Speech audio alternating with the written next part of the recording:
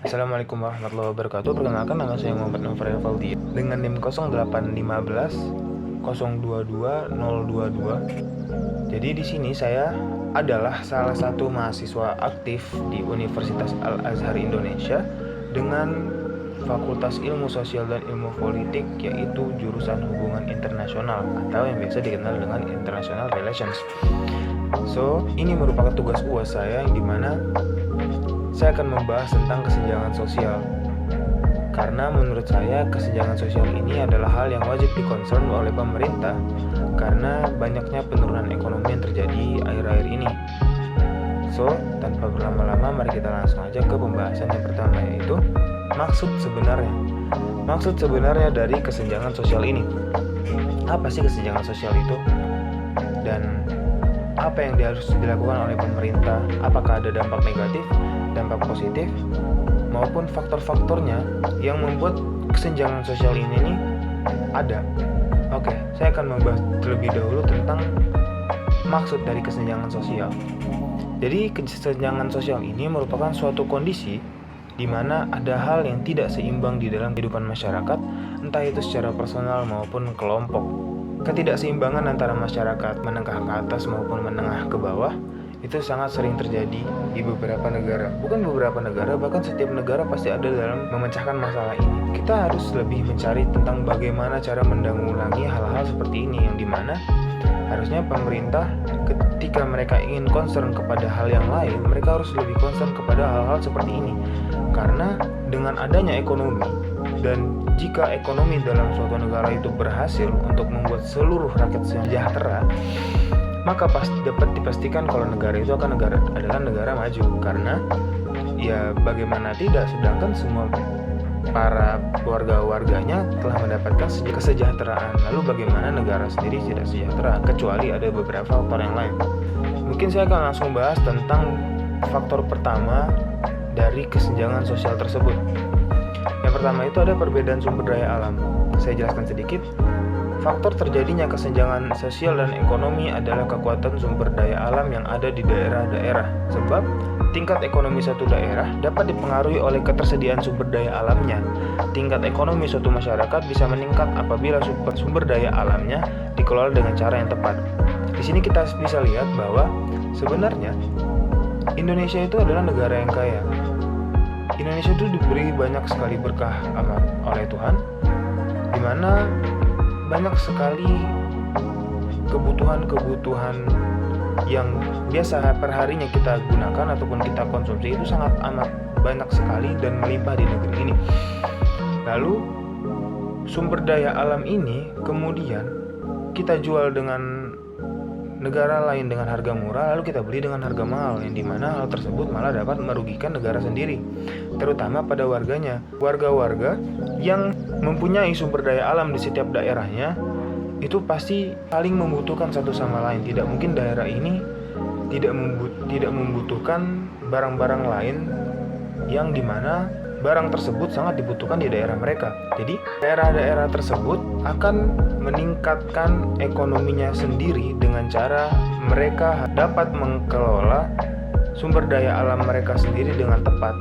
Karena jika hal tersebut tasaran, maka kesenjangan ekonomi yang selama ini kita permasalahkan lama-kelamaan akan segera menurun.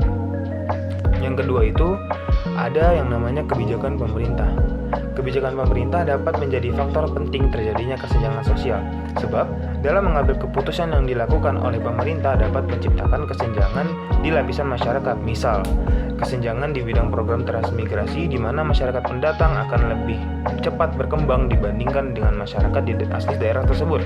Hal ini terjadi karena kesempatan dan peluang yang tersedia lebih besar diberikan kepada warga transmigran. Oleh karena itu, kemudian tercipta kesenjangan sosial dan ekonomi di dalam masyarakat. Jika itu ada namanya pengaruh globalisasi. Selain dapat dimanfaatkan untuk memajukan ekonomi bersama, globalisasi juga bisa menciptakan adanya kesenjangan sosial dan ekonomi di dalam masyarakat.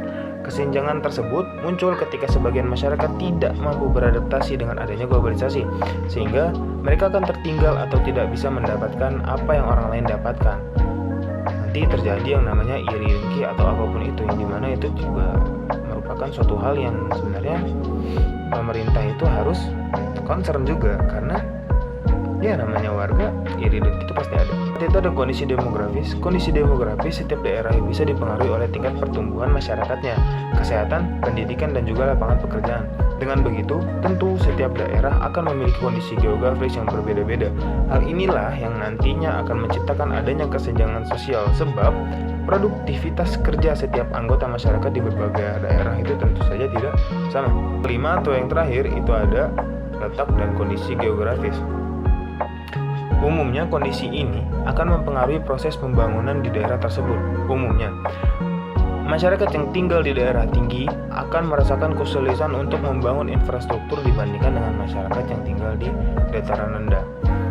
Sedikit tentang tingkat kemiskinan yang mulai saat ini naik dan segala macam.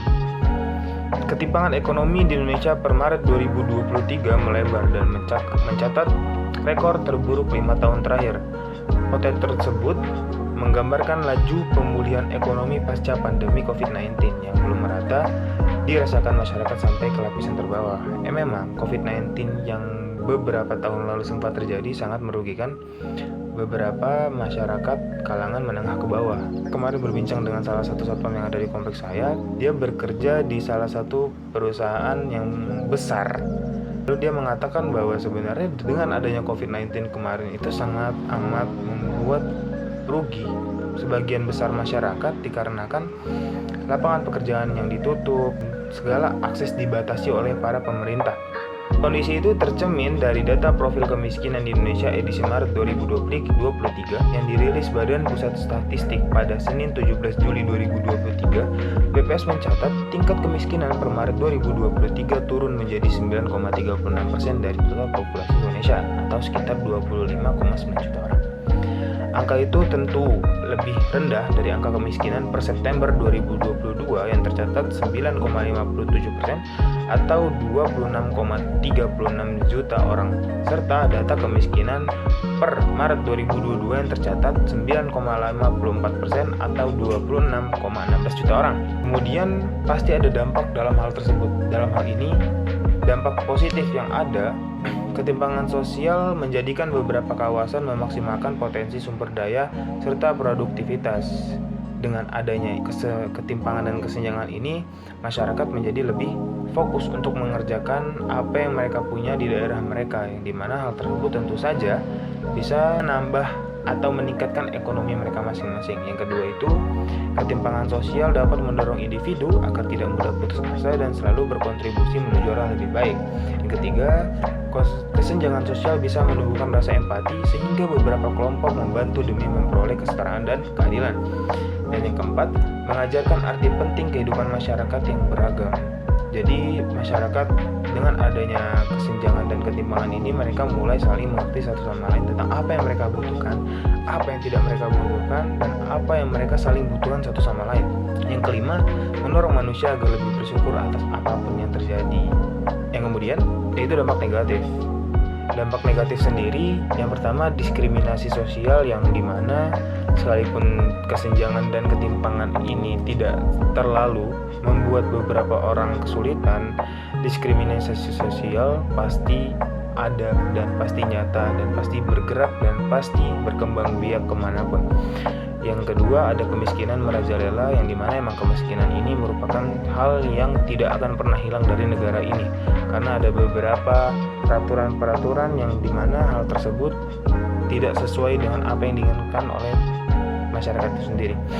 Yang ketiga, ada konflik sosial, kriminalitas, dan juga minat wirausaha yang menurun, di mana para warga dan masyarakat lebih memilih untuk menjadi pekerja di kantoran daripada membangun wirausaha, yang dimana hal tersebut bisa menambahkan atau meningkatkan ekonomi mereka lebih jauh lebih tinggi. Memang di sisi lain, dengan wirausaha kerugian yang didapatkan akan lebih besar, dan juga akan tetapi keuntungan yang didapatkan jauh lebih besar lagi.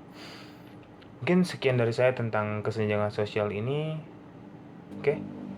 Wabillahi taufiq wal hidayah. Wassalamualaikum warahmatullahi wabarakatuh.